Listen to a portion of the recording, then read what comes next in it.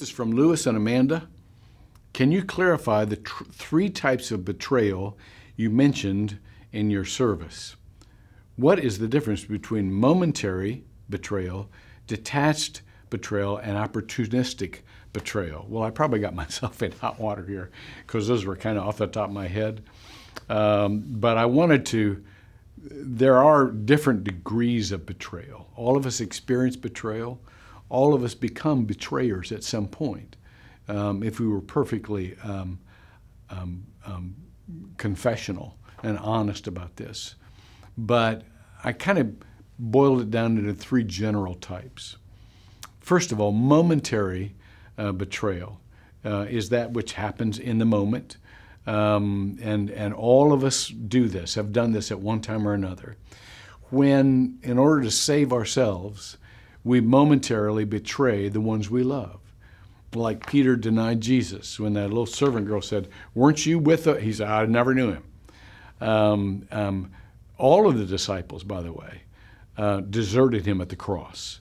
And so this is inherent in all of us, and we must root it out because we tend to throw our loved ones under the bus in order to save face or to save ourselves.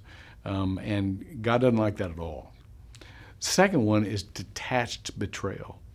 And that's what happens when it looks like we are partnering with someone, but we are more and more just paying attention to our own goals instead of theirs. And I kind of liken this to what happened with John the Baptist. Remember when he started out, he was all about Jesus. Behold the Lamb of God who takes away the sins of the world. I'm not worthy to, after me comes someone whose sandals I'm not worthy to tie, and so on and so forth. But you remember the end of John the Baptist's life? He ended up doubting that Jesus might even be the Messiah. And so if you stay decoupled from someone long enough and you just kind of work on your own agenda, part of John's agenda might well have been that if Jesus didn't lead a rebellion against Rome militarily, he must not be the Messiah. That might have been stuck in his head. Ultimately, then, it leads you away from the very one you're supposed to be partnered with. So we need to examine that in our own heart. Am I with this person because I think they should help me accomplish my agenda? Because if I am, sooner or later I'm going to betray them. The third one, this is the worst of all, opportunistic betrayal. It comes from people who are just using you for their own ends. And honestly, they probably always were. And they're profiting from your pain. That's how they gain. When you meet your demise, somehow they think in their minds that they have gained.